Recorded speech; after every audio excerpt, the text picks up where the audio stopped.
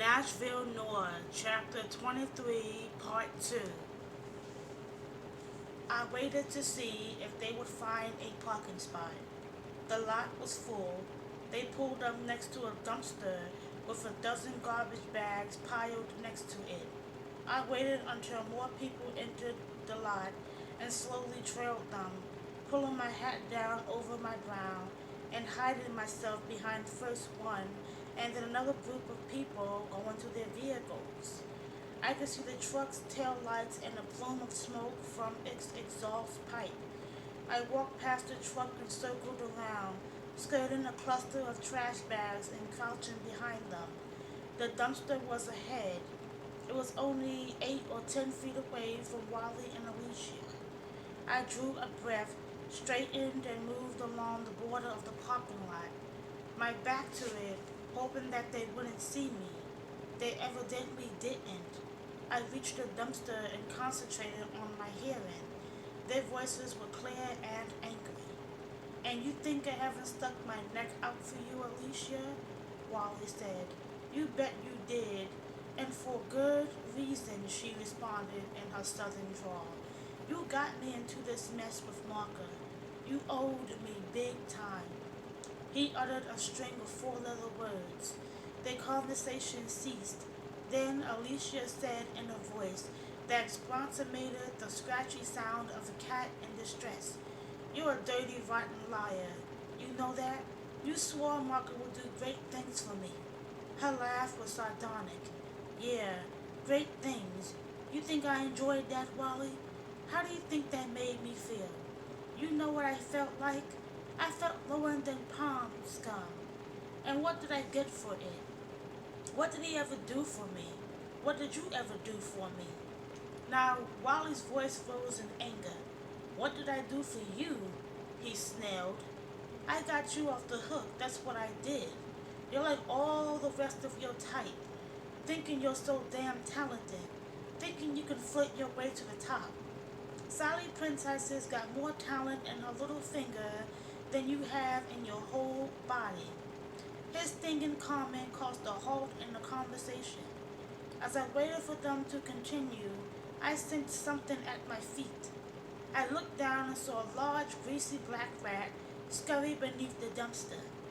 The yelp that came from me was purely involuntary, and it was loud enough to cause Brolin to open the passenger door and look in the direction from which the sound came.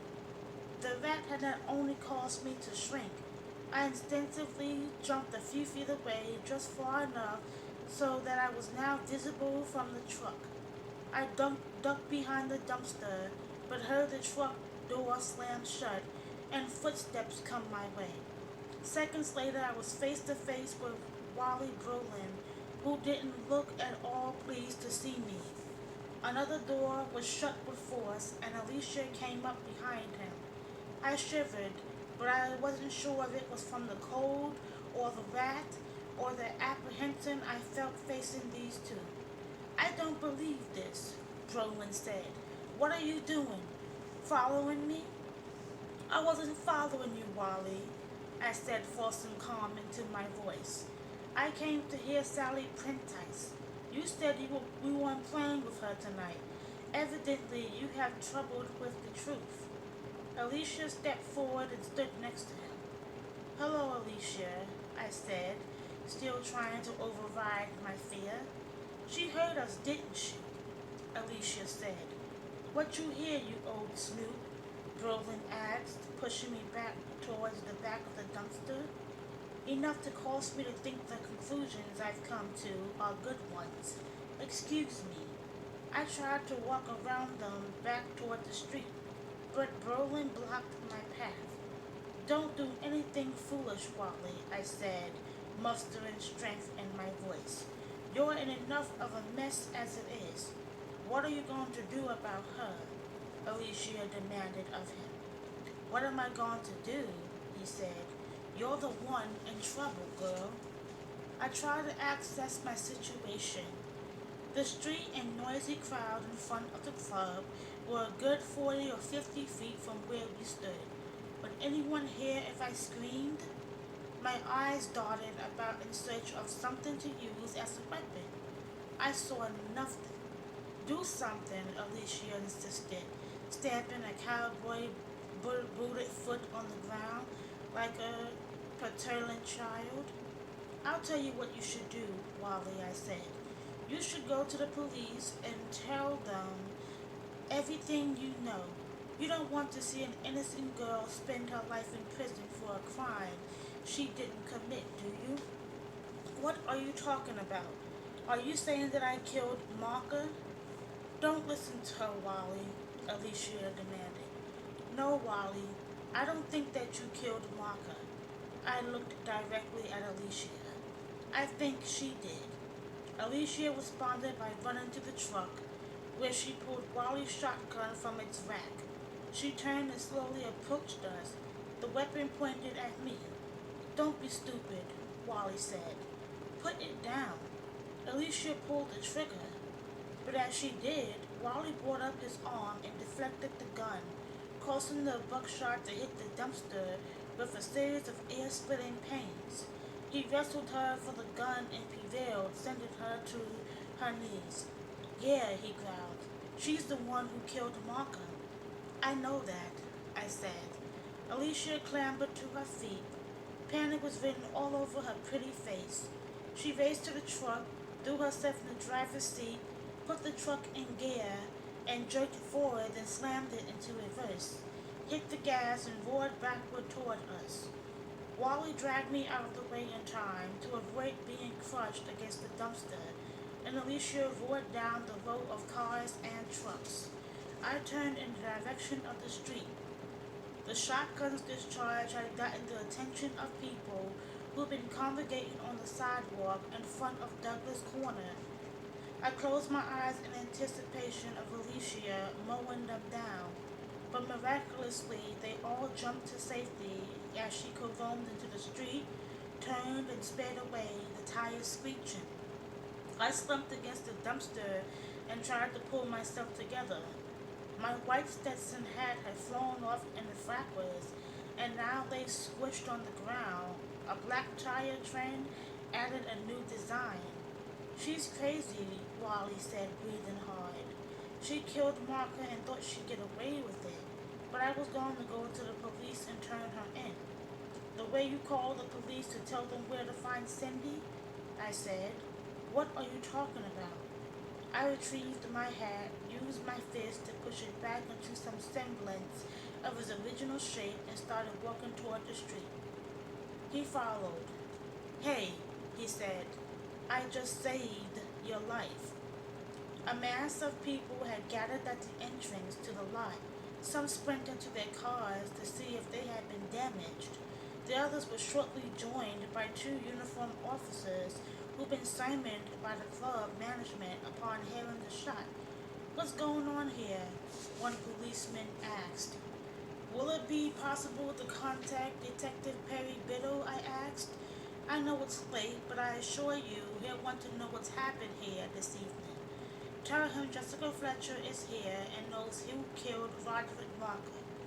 As the officer made the call on his mobile phone, Sally Prentice and the other two musicians joined the crowd. She came up to Wally. Hey, big guy, I've been looking all over for you. Get back inside, she said. We've got another set to do.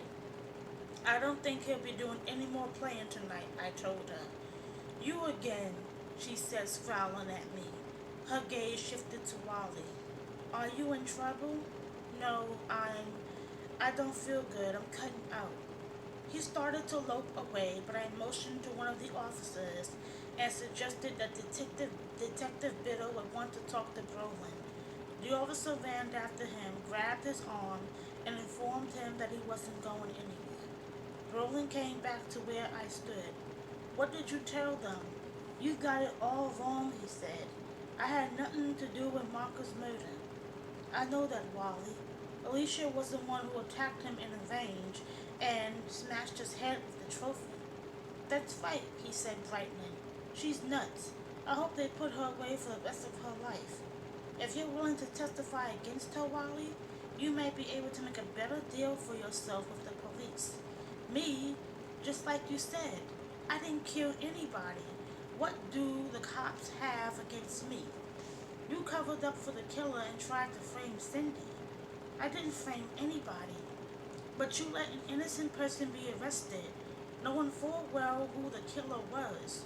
It may have seemed like a good idea, but in hindsight, it wasn't so clever. You may be a good musician, Wally, but you hit a wrong chord this time. It seemed an eternity before Biddle arrived.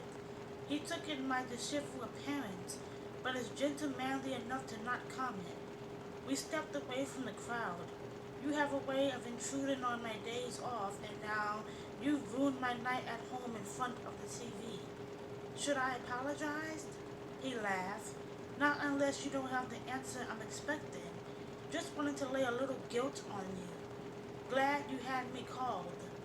This scene is more interesting than anything on television. Besides, the game was a blowout. I gave him a quick rundown of what had transpired.